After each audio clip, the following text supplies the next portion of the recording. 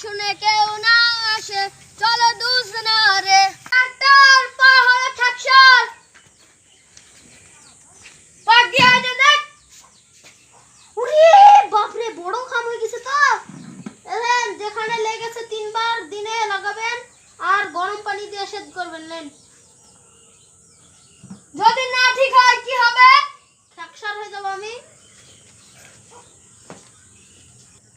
আল্লাহ আমার সমাজে ভালো করে দাও, আল্লাহ আমার সমাজে ভালো করে দাও, আল্লাহ আমার সমাজে ভালো করে দাও, আল্লাহ আমার সমাজে ভালো করে দাও, আল্লাহ আমার সমাজে ভালো করে দাও, আল্লাহ আমার সমাজে ভালো করে দাও। ওই ডাক্তারকে ঠ্যাকসার করব।